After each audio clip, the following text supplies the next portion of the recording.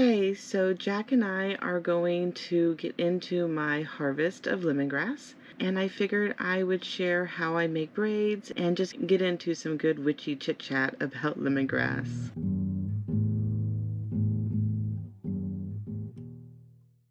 Okay, so before we get started on anything else, I want to show braiding lemongrass and what it looks like when you braid, say, one stalk. So one stalk is going to have a few, let me see if I can show you.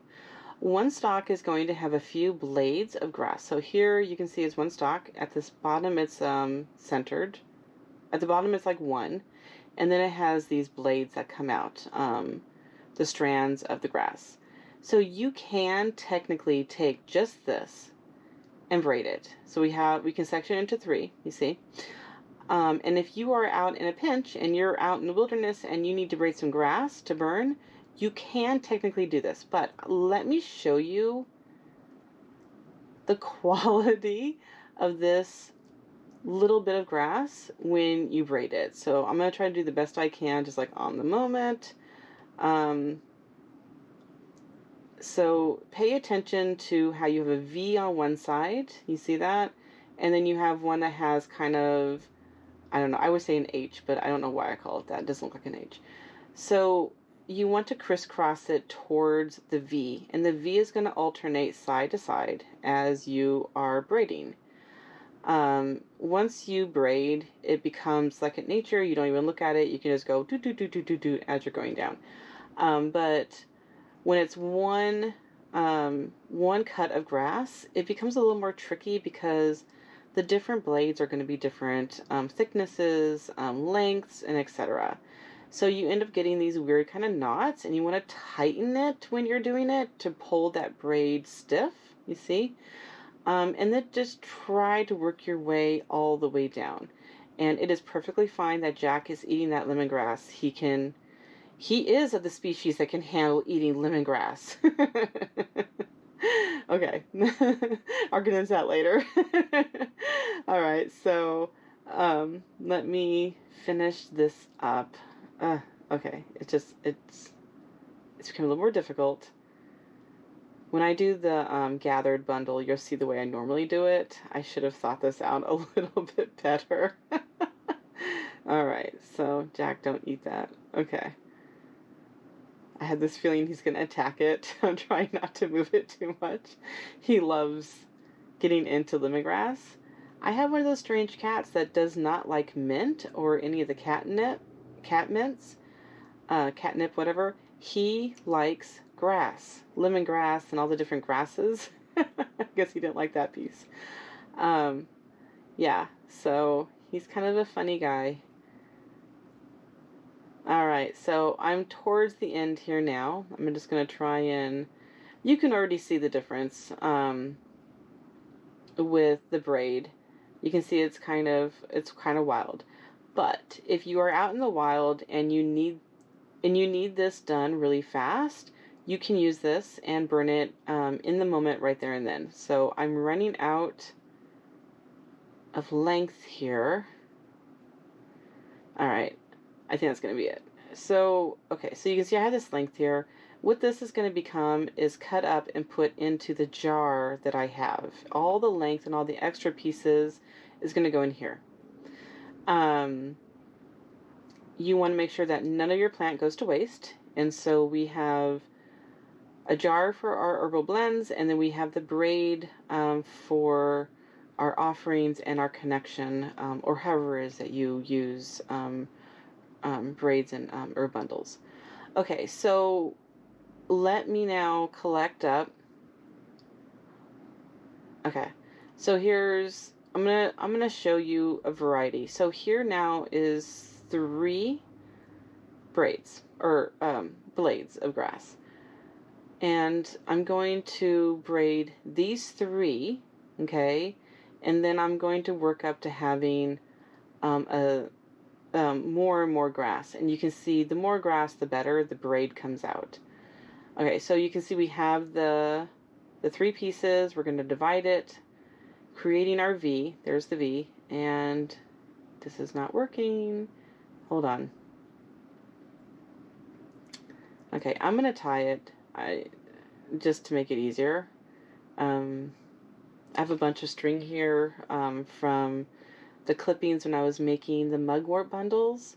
So I can just use these extra pieces and tie the grass together, and that way I can do this. I am not used to trying to record this, so this is a totally new thing for me. Yeah. Okay, so okay. Here's the knot and the 3 pieces of grass. So let's I'm trying to think if I need to say anything right now. I don't think I do. Okay, so let's go ahead now and try to braid this, and you'll see the difference from using 1 stalk to now 3 stalks. Okay, so let me move these out of the way actually, and I'm going to go ahead and get my crystal sphere, which I use. See this beauty? I use this to keep it in place.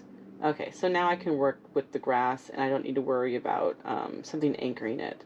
So I'm going to gather my 3 and I'm going to roll them around, which is going to begin the braid sort of at the end anyways. And I want to make sure that I have even thickness and even feel of the grass in between my fingers.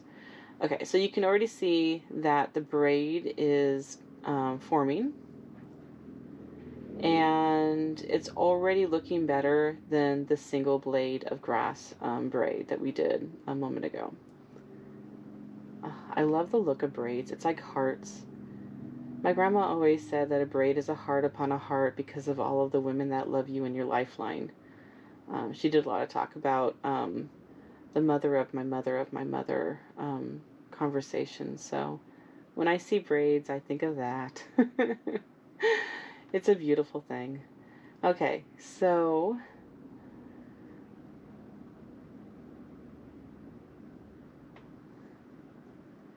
here is the braid. I'm getting down towards the end. You can see how that was a lot faster by tying it with some spare cord and then putting a stone or something heavy on top of it that helps anchor it. Yeah. So this is going to dry for about a month, at the most 2 months. It depends on the humidity inside of your space where you're drying them. Here it starts getting really dry in October, November because the winters are coming, and so it dries really quick. About 3 weeks, a month at the most. And then they will be ready for me to trim down into single uses, and then I store them in my cabinet. I have a large box that they go into, and yeah, it fills it. So this is a year supply, and I have 2 full lemongrass plants in my garden that I work with. So, okay, so here we go. So I am going to now try and do something tricky.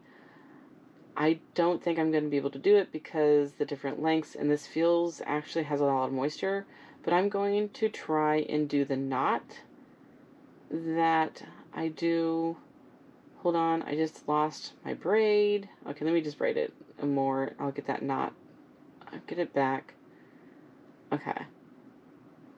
I do know what I'm doing. Okay. I think instead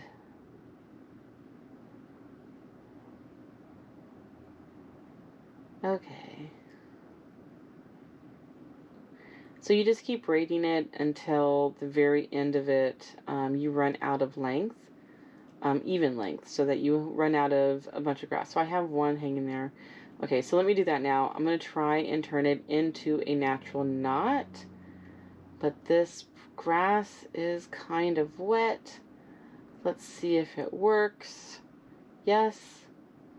Oh, I got a stray. Yes, okay. And not. There you go.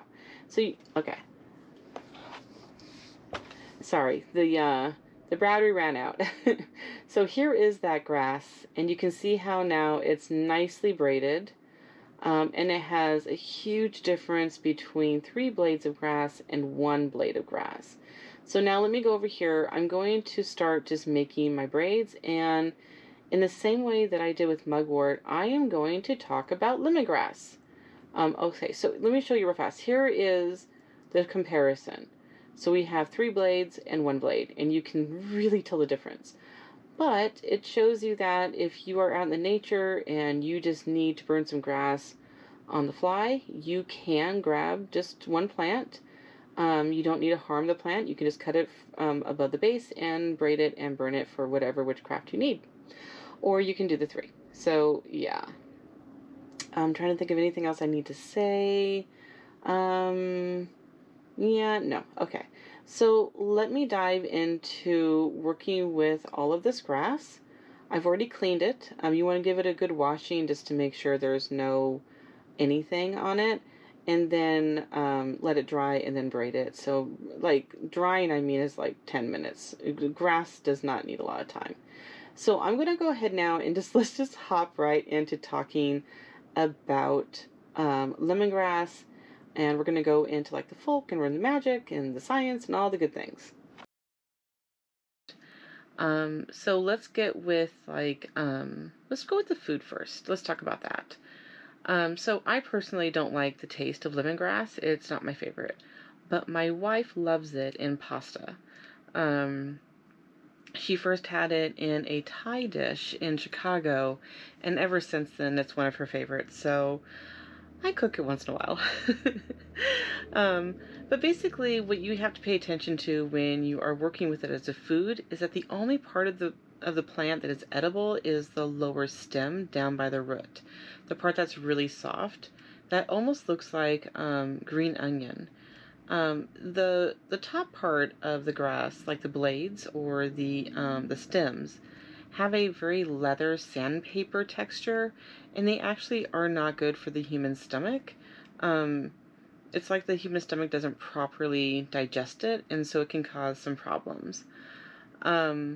So if you're going to eat it, basically the lower part is the part that you can eat in your food, and then the rest of the plant, the upper part, you can actually chop it up and put it in teas, or use it for like flavorings. So you can add it into, if you're making a really good broth, you can add it in there as long as it gets strained out. Or you can use it just as your basic additive for a tea to give you that really nice, like spring fresh lemon taste. For me personally, so I'm sure I shared this before, I was born and raised in Southern California, and so I've had a really hard time finding what works for me in the cold winters of Minnesota where I'm at today. And I've really come to like both the smell and the boost that comes from having lemongrass in a tea. So I try to alternate with it so I'm not becoming used to the tea and the effects of it. So I'll have it like on Tuesdays and Fridays, kind of like that, like 2 days apart, and then mix other things in. But so that probably brings us into talking about like folk use and the science of lemongrass. And that I actually came prepared, and I have a bit of a script. So I have it to the side of me, and I'm just gonna kind of glance at it as I'm braiding this and working on this. Okay, so let's look first at like folk magic, which generally is a lot of healing, right? So it's known to promote sleep as it helps to relieve headaches. It's known to reduce fevers, and that is why you will find it in a lot of chicken soup and like chicken stocks. And then it's also known as an antifungal that helps with digestive problems. So I find that digestive problem seems to be a really big clencher for a lot of folk magic. This is just so interesting to me. A lot of people, and this is going to be different person to person, but a lot of people find that anything that is of a citrus smell, which lemongrass is, that it gives them a feeling of like being awake and helping them with their focus, like the smelling of it and having it in the room around them. This is really a personality trait. because it doesn't really work that way for me. It helps my joints and it helps my belly and all that kind of stuff, and it helps me get warm inside, but it doesn't like help me focus. And what I mean by focus is like students that are studying, or if someone is reading a book that they really want to remember, it's more like not just a novel, but say they're getting into an herbal book and they're trying to actually learn it. So any kind of like learning a new skill kind of a thing seems to be what the focus of folk magic seems to be the focus of what like folk magic is centered around. And it actually kind of blends beautifully into the science of which what I have been able to find. So lemongrass is rich in a source of I'm going to say this completely wrong. So phenolac, I think I said that right, compounds. I'll put the word down on the screen when I'm editing the video together. So that is basically a antioxidant. And these compounds that are found in plants that help humans in antioxidants, anti-inflammatory, things like this. And they are a product of a plant's secondary metabolism that help with that are generally characterized by like aromas and things that smell amazing. It is proven that lemongrass is a bug deterrent. When I harvest lemongrass, there's generally 0 spiders, 0 bugs that want anything to do with lemongrass, and that is fine by me. So with that, it's also really common as a flavoring. It has a flavor aid in it. And a lot of like lemon flavorings that you get in, say, teas, powdered lemonades and other things like that nature, could potentially be lemongrass. So while the blade part, like the upper part of the plant, is not safe to eat, everything about the plant is safe. And that's really a beautiful thing, because it's not like that for a lot of herbs that are in the witch's cabinet. So let's go ahead and dive into magic then. So the magic of lemongrass is commonly thought that it helps turn bad luck into good luck. And I can kind of see how that is, because a lot of traditions have it to be hung above or beside the front door, or at thresholds, above like the hearth fire, in areas like this.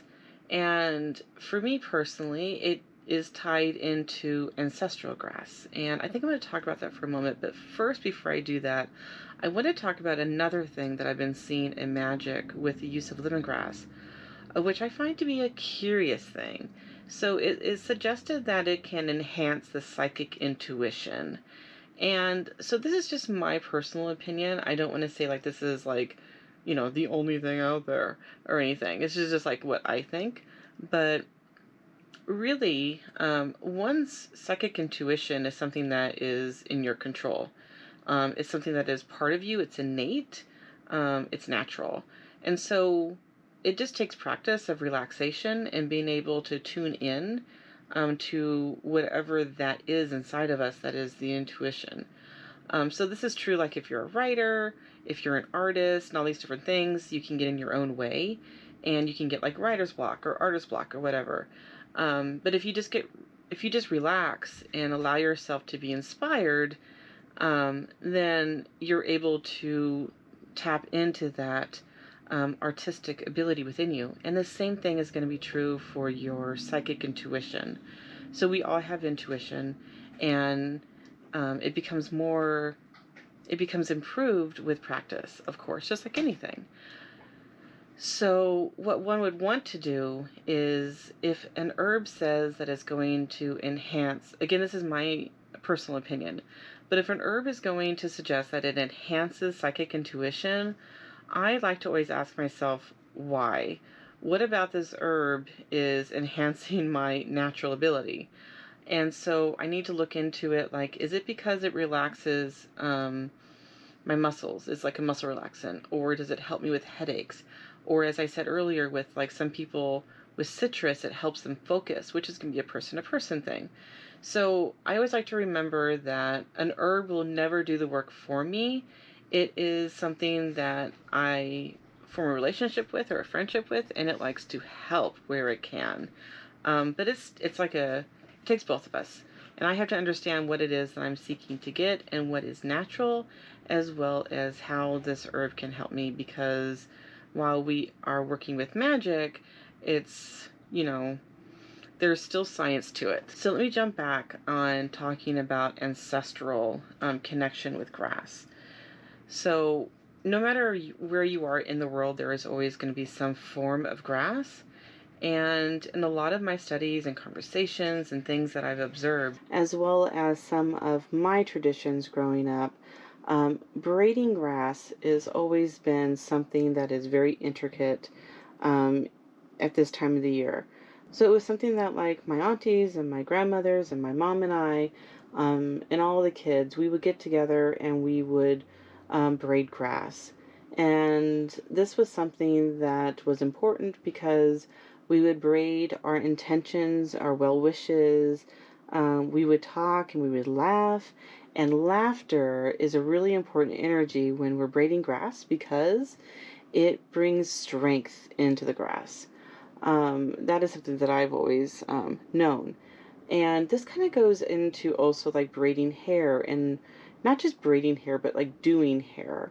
Never allowing someone that you don't know, you don't trust, to weave in to your hair, to braid your hair, to do things like this, which kind of we've gotten away from because we go to salons and such, unless we form a relationship with our hairstylist. But the connection of braiding grass is very similar to the magic of weaving braids in your hair. When you make a braid, you are going to section it into threes, right? You're going to have an interwoven weave with these three strands. And of course, in magic, there are many different things that go in threes. And so, we all can research that on our own.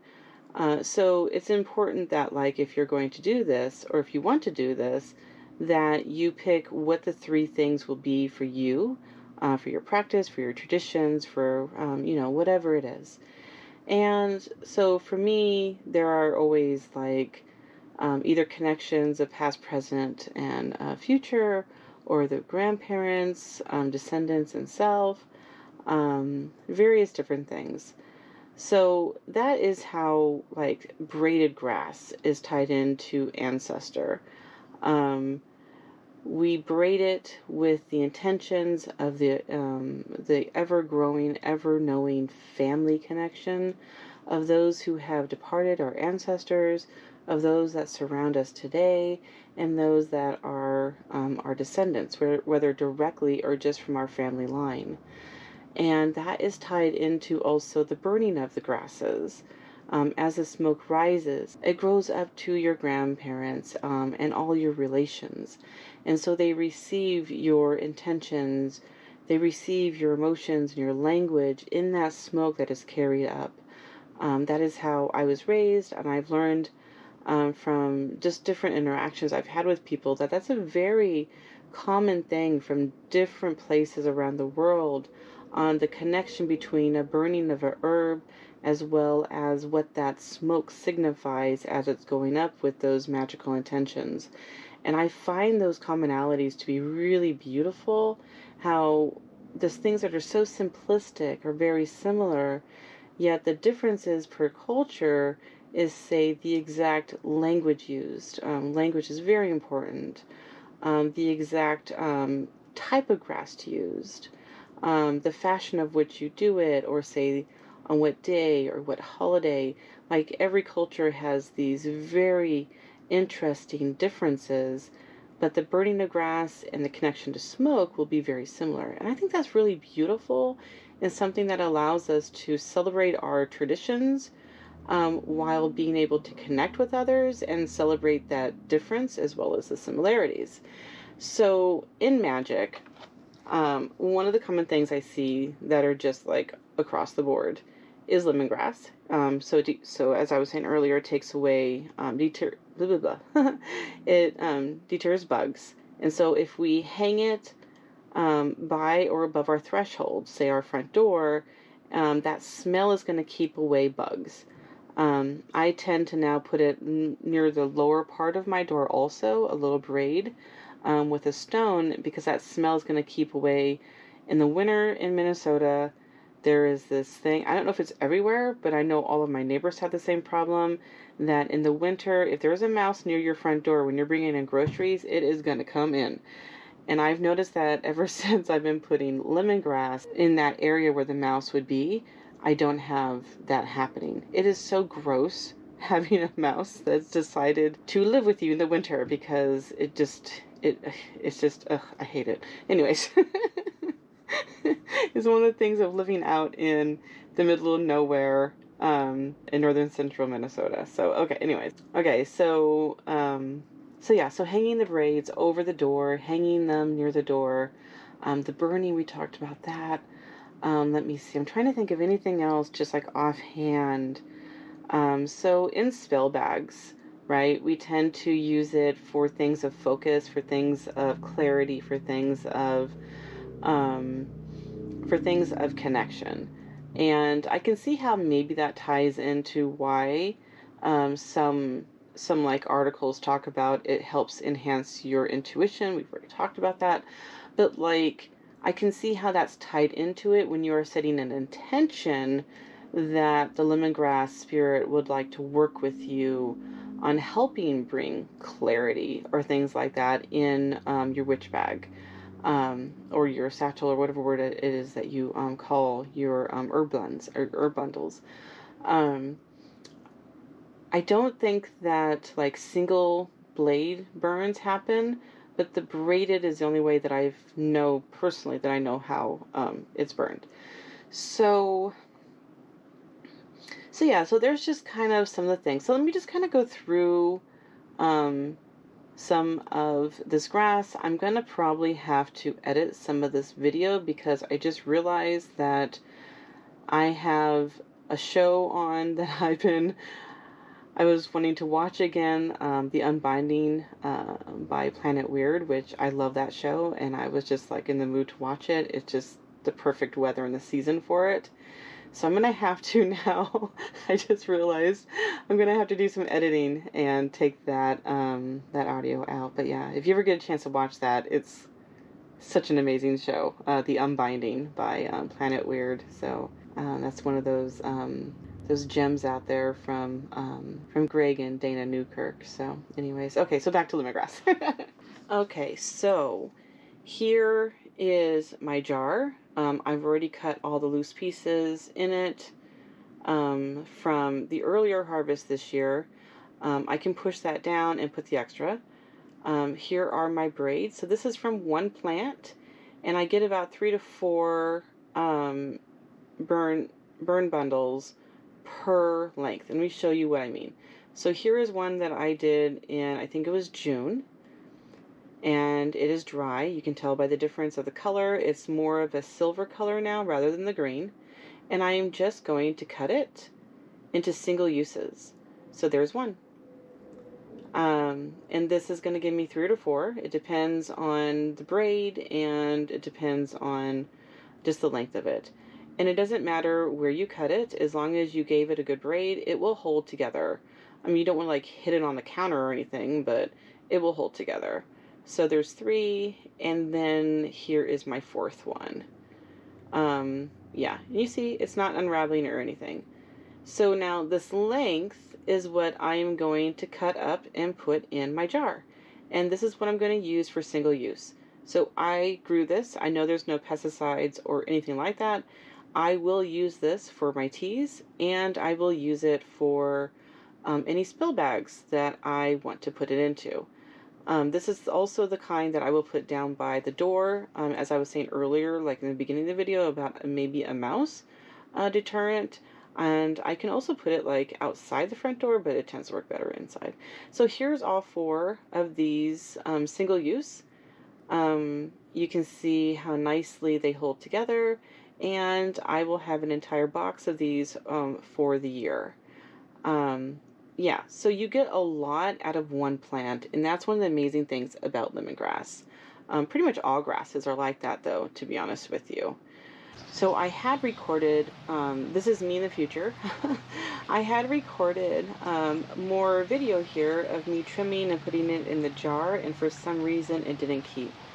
So I'm going to just kind of talk, and in this video sharing some grass along a river.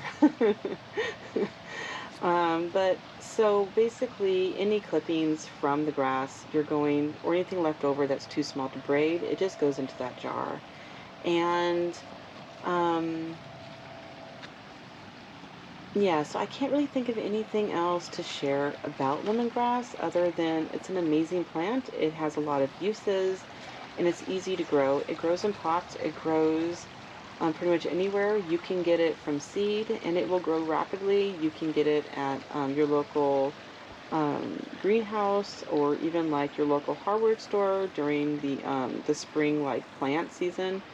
And it's really an amazing plant, easy to grow, easy to harvest, easy to maintain. And the bonus is if you keep it on your patio, it is going to deter all kinds of spiders, both that crawl and that fly. Okay, so I'm going to go ahead and close the video. Hopefully you've enjoyed this sharing from my harvest and just kind of talking about lemongrass. And hopefully you're having a beautiful day or night wherever you are, and happy witching.